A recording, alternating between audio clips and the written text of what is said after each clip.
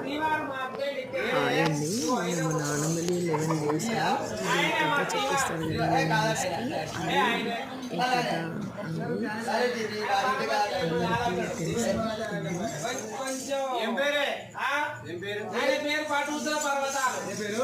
పట్టుకుచ్చుల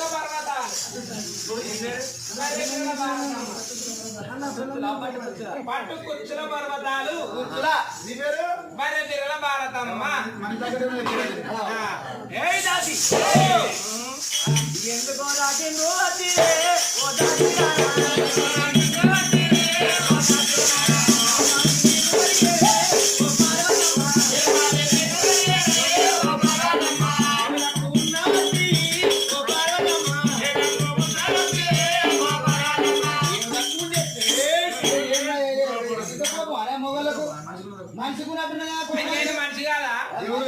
దేవుడే కానీ అట్లా కదా ఒక మాటకు ఒక విధానం ఉంటుంది.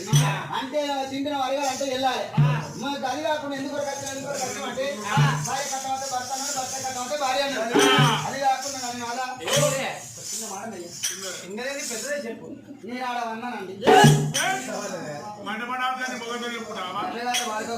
మన్న అంటే ఇక్కడ కాదు పంచన్నగిరిలో వండుకున్న కాడ నా పడ కొంగు నానిందయ్యా.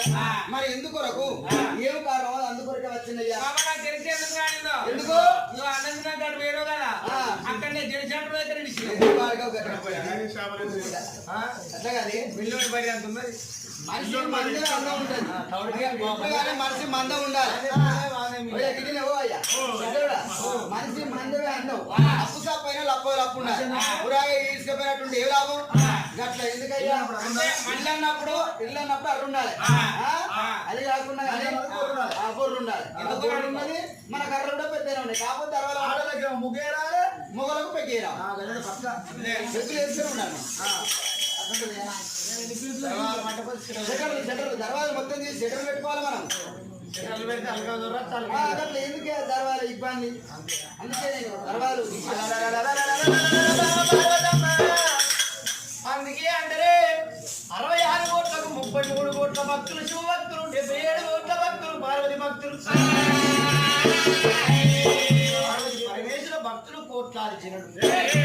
నిన్ను కొలిసిన నన్ను కొలిసినట్టు, నన్ను కొలిసిన నిన్ను కొలిసినట్టు మా పార్వతమ్మ ఎన్ని కొండ మీద నేను ప్రపంచం వెళ్తున్నా పార్వతమ్మ అవు మరి పరట పొంగు నడిచిందయ్యా. ఎవరిది కన్నీరు అరటి గుడ్డు దాని మీద పోయే పక్షిలా కింద వారే సీమెల ఉసిరికాయలున్న జీవికి ఆహారం పెడతావు, గట్టు మీద చెట్టు గంటలు ఉదకాలు పోతావు, బండ కింద మండో జరిగి